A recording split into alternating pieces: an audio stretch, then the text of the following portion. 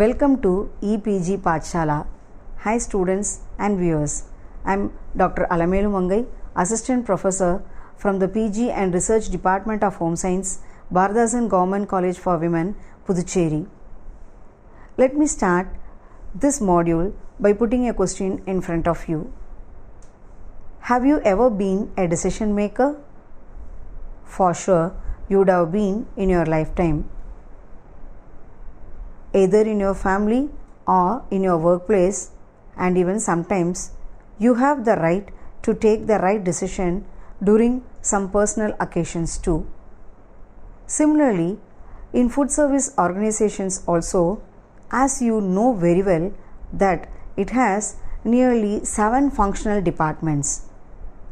All the managers in all these 7 functional departments is kept on continuous decision making process, whether it is a planning department or in the front office. The managers are involved in the process of decision making every step in the day-to-day functioning of the organization. Appropriate decision making for the appropriate situation will make you a successful leader. As you also know, the decision making involves not only in the planning, as I said earlier, but also in the formulation of policies, in putting forth certain strategies, sometimes in firing your employees, in their transfers, as well in the performance appraisal, you need to take a proper decision.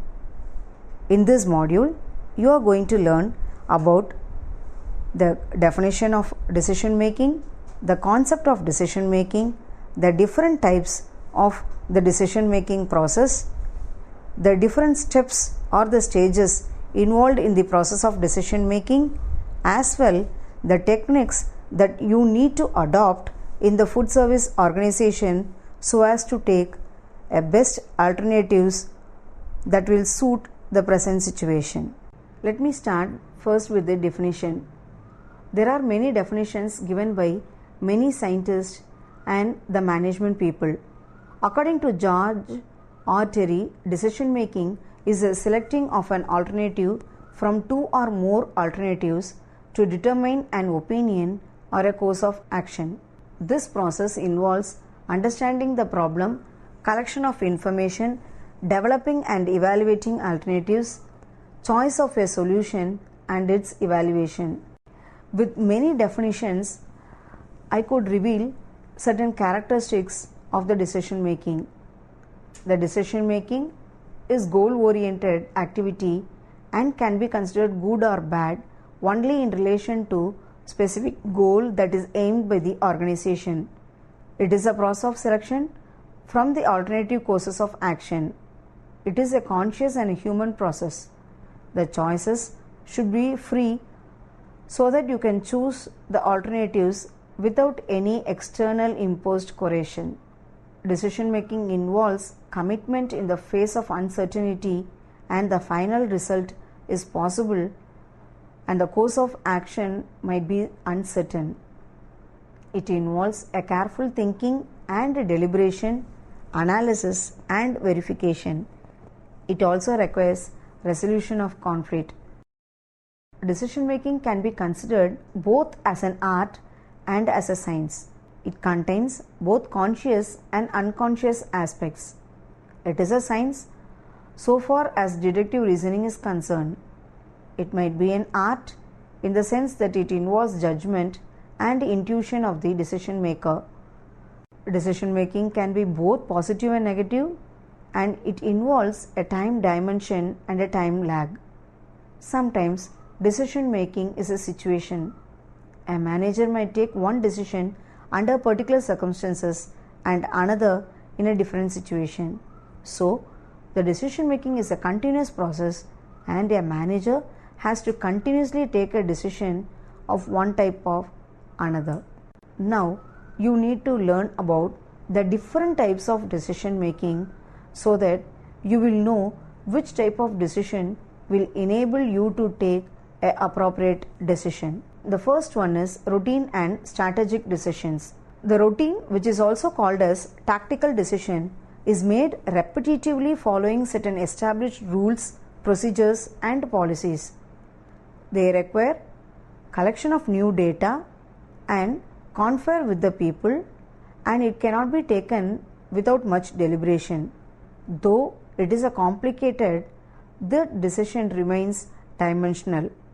This type of decision can be taken by the managers at middle and lower level, and it does not need much effort. Whereas the strategic decision, which is called as basic decision, are taken generally by the top level management, and the middle level management can remain very important. The higher the level of manager, the more strategic decision he is required to take. The strategic decisions relate to policy matter and also require a thorough fact finding and analysis of possible alternative. Identifying the exact problem is necessary by the manager, and they become too serious about the decision as these decisions might influence the lower level of management. The next type is policy and operating decisions. Policy decisions are always taken by the top level of the management and is of vital importance, whereas the operating decisions are taken by the lower level of management and it is put into action according to the policy decision. For instance, the bonus issue is a policy matter which is decided by the top management, and calculation of bonus is an operating decision which is taken by the lower level to execute that policy decision. The third type of decision making is organizational and personal decisions. Organizational decisions are those which a manager takes in his official capacity where it can be delegated, but the personal decision relate to manager as an individual and not as a member of organization, and it cannot be delegated. The fourth type of decision is programmed and non-programmed decisions. The programmed decisions are a routine and repetitive in nature and can be dealt according to the specific procedures. But the non-programmed decision arise because of unstructured problem, and there is no standard procedure for handling such problems. I like to tell a certain incident. If an employee absent himself from his work for a long time without any intimation, what will you do? Being a supervisor, you need not even refer this matter to your executive chief. You yourself can deal with such an employee according to the standard procedures, and you can include charge sheet, suspension, etc. In case a large number of employees absent themselves from the work without any intimation, then that problem has to be considered as unstructured, and now you have to take the chief executive's decision using scientific analysis of the situational factors. There has to be adequate probing and analysis of various alternatives before taking such decision. The fifth type of decision making is individual and group decision. When a decision is taken by an individual in the organization, it is known as individual decision. This kind of practice is in small food service organization where autocratic style of management prevails. Group or collective decisions refer to the decision which can be taken by the group of organizational members such as board members, board of directors, or a committee. The sixth type is crisis and research decisions. Crisis decisions are those which are made to meet unanticipated situations and have to be made instantly under pressure of circumstances in the food service organization. The crisis decision does not allow much scope for extensive investigation and analysis of the factors that is relevant to them. As against this, the research decisions are those which are made after thorough analysis of pros and cons without pressure. The seventh and the last type of decision is problem and opportunity decisions. Problem decisions are concerned with resolving problem situations which have arisen as anticipated or even otherwise. On the other hand, opportunity decisions have been there for increased profits, growth, etc. The frequency of opportunity decision will depend on how far managers is prepared to take the risk and his skill for recognition of an opportunity. Let us now move on to the steps in rational decision making.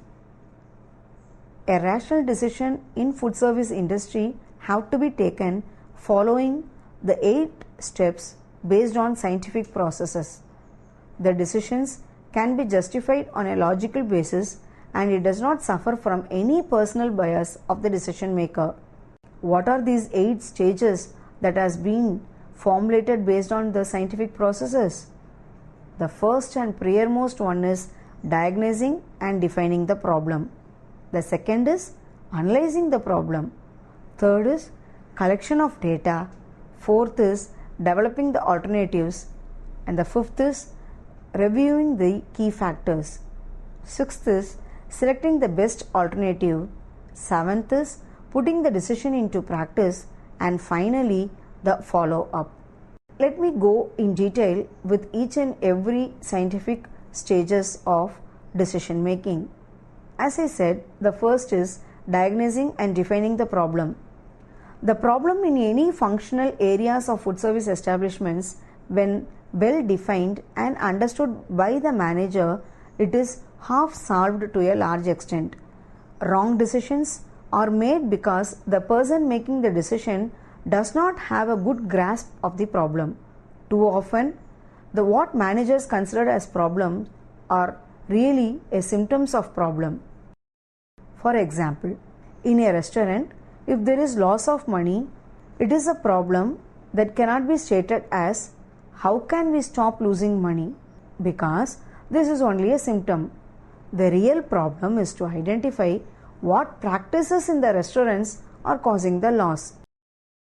Are the prices too low or expense too high? Identify it. Therefore, it is essential for the decision maker to find and define the problem before he takes any decision. Remember, it is not easy to define the problem too. You need to take sufficient time and should understand the underlying factor or the things that cause the problem and that needs correction.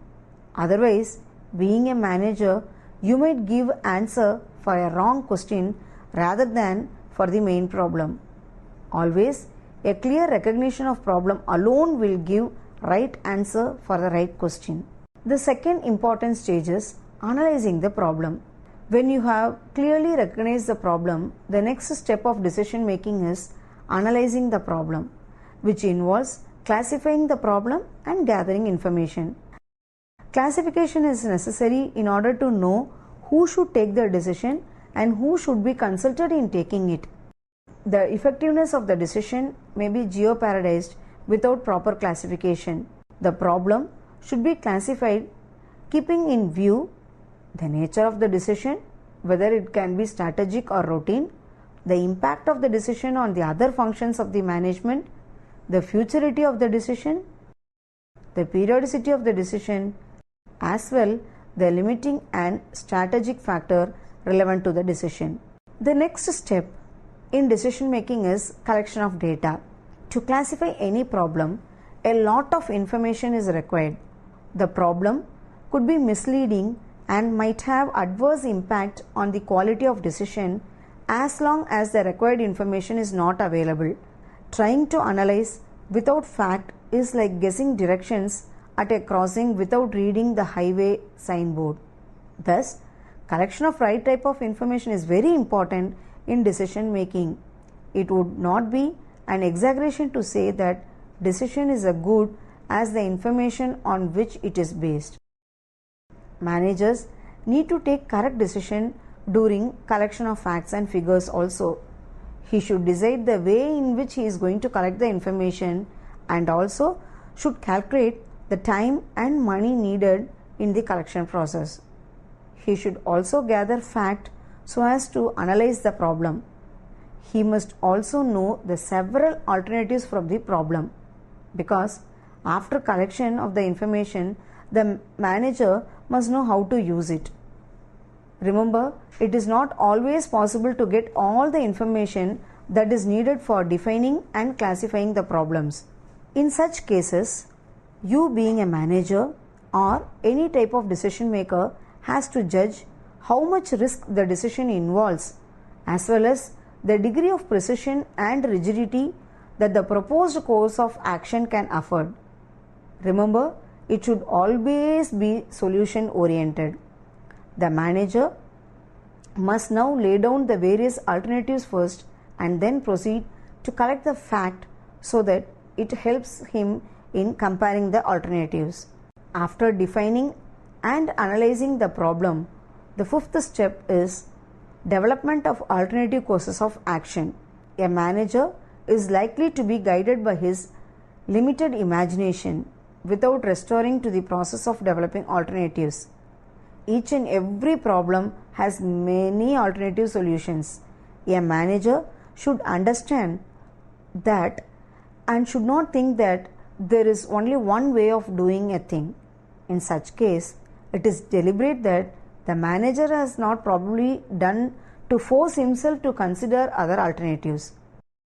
Unless he does so, he cannot reach the decision which is the best possible. From this, he can be derived a key planning principle which may be termed as principle of alternative. Effective planning involves a search for the alternative towards a desired goal. Development of alternatives is no guarantee of finding the best possible decision, but it certainly helps in weighing one alternative against other and thus minimizing uncertainties. Next stage is reviewing of the key factors. In this stage, the principle of limiting factor has to be taken care of during the development of alternatives. A limiting factor is one which stands in the way of accomplishing the desired goal, which is a key factor in decision making. If such factors are properly identified, manager can confine his search of alternatives with those that will overcome these limiting factors. Sometimes, taking no action towards a problem may be the best alternative instead of taking certain action, and it is imperative that any food service organization should always consider this. For instance, if there is any unnecessary post in the housekeeping department, the alternative not to fill will be the best one. The ability to develop alternatives is often as important as making a right decision among the alternatives. The development of alternatives, if thorough, will often unearth many choices so that the manager cannot possibly consider all of them. After reviewing the key factors, the next step is selecting the best alternative. A manager has to evaluate all possible alternatives in order to make the final choice of the best alternative. Here, there are two ways to evaluate the alternatives.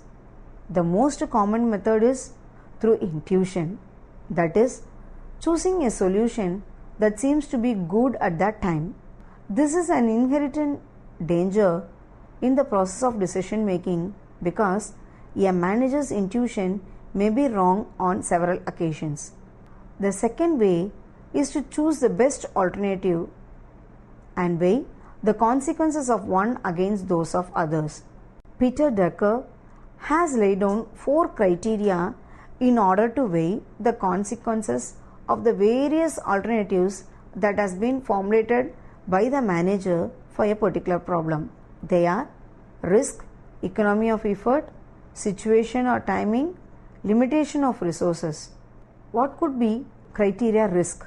If a manager has to weigh the risk of each course of action against the expected gain, then he would have found all the fact and the risk involved in all the solutions.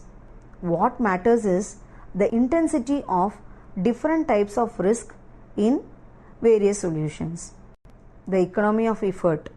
A best manager is one who can mobilize the resources for achieving results with minimum effort. Decision to be chosen should ensure the maximum possible economy of efforts, money, and time. The third criteria mentioned by Peter Drucker is situation or timing. The choice of a course of action will depend upon the situation prevailing at a particular point of time. If the situation has a great urgency, the preferable course of action is that alarms the organization that something important is happening. If a long and consistent effort is needed, a slow start gathers momentum and the approach may be preferable. Limitation of resources. In choosing among the alternatives, the primary attention must be given to those factors that are limiting or strategic to the decision involved. The search for limiting factors in decision making should never be an ending process. You have to discover the limiting factor that lies at the basis of selection from the alternatives and hence plan and take decision. The seventh stage of decision making is putting the decision into practice. Until you put into practice the choice of an alternative, it is not going to serve any purpose. The manager should be concerned with taking a decision as well as with the implementation. He should try to ensure that systematic steps are taken to implement the decision taken. The main problem which he could face is the resistance by his subordinates who are affected by the decision. In case the manager is unable to overcome this resistance, then the energy and efforts consumed by him will go waste. Thus, to make the decision acceptable, it is necessary for the manager to make the people understand what the decision involves, what is expected from them, and what they should expect from the management. The principle of slow and steady progress should be followed to bring about a change in the behavior of the subordinates. To make the subordinates accept the decision, they should be allowed to participate in the process of decision making at the right time. Thus, the managers will get a good support for implementation too. The final process or the stage in the process of decision making is follow up. Always, it is better to check the results after putting the decision into practice. There are many reasons why the follow up is necessary. If a decision is a good one, then you will know what to do in case you face with a similar problem again. If a decision is a bad one, you will know what not to do the next time. If the decision is bad and one follow up soon enough, correction action may still be possible. Hence, in order to achieve a proper follow up, the management should devise an efficient system of feedback information. This information will be very useful in taking corrective measures and in taking right decision in the future. Certain quantitative techniques have been developed to evaluate the alternatives which facilitate in the decision making process. Some of these techniques are marginal cost analysis, cost benefit analysis, operation research, and linear programming. Let us see one by one. The first is marginal cost analysis. This technique is also known as marginal costing, as additional revenues from additional costs are compared. The profits are maximum at level where marginal revenues and marginal costs are equal.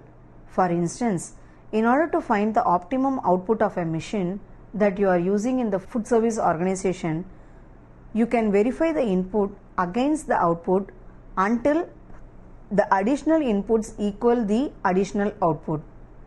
This would be the point of maximum efficiency of the machine. Thus, the break-even analysis is a modification of this technique which tells the management the point of production where there is no profit or no loss. Next to marginal cost analysis, the other technique is cost benefit analysis. This is a technique of weighing alternatives where the optimum solution cannot conveniently be reduced to monetary terms as in the case of marginal cost analysis. It is used to identify a preferred choice when objectives are far less specific than those expressed by clear quantities as sale, cost, or profit. For example, social objectives may be developed to reduce pollution of air and water which lacks precision. Cost models may be developed to show the cost estimates for each alternatives and its effectiveness. Then, synthesizing these models, combining these results may be made to show the relationship of the cost and the effectiveness for each alternatives. The third technique is operation research.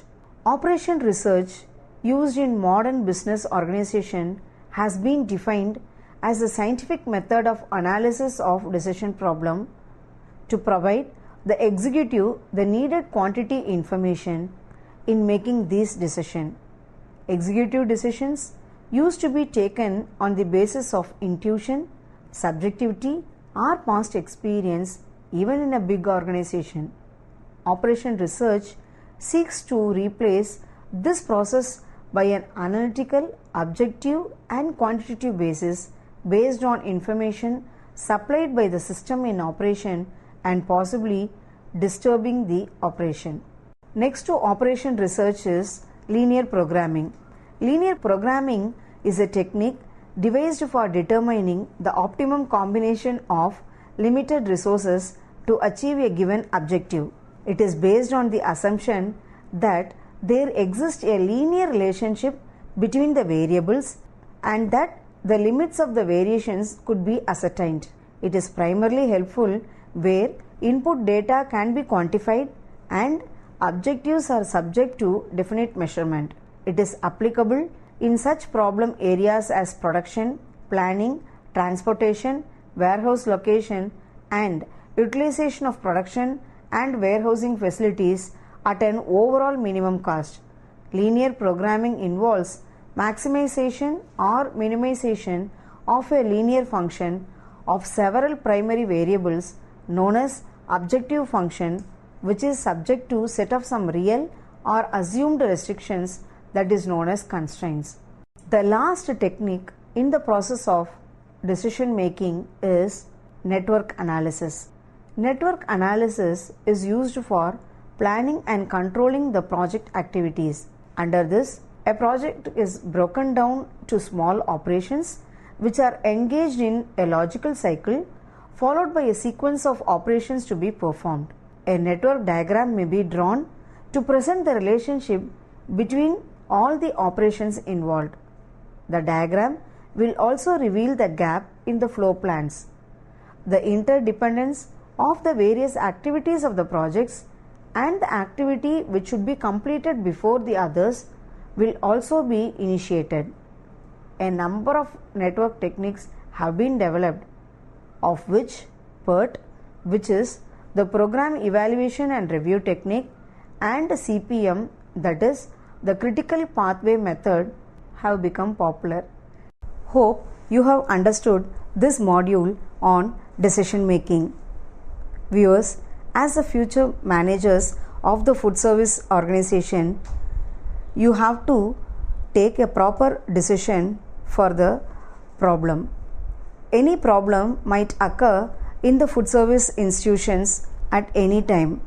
As I have already said, there are 7 functional departments in any type of food service organization, and R is the only industry which faces the customers directly.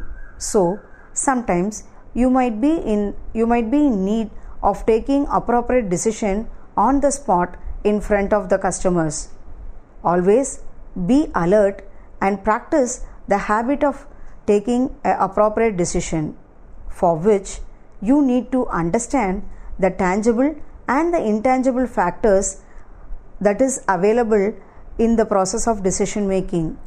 Understand the policies and the future plans of the organization before you take a decision. Whenever a problem occurs, first define and identify and understand the problem first. You select different or various alternatives, weigh the consequences of all the alternatives, and put forth a best decision that will suit the present situation. Thus, a good manager is one who takes a decision which will enable the organization and the customers in a good manner.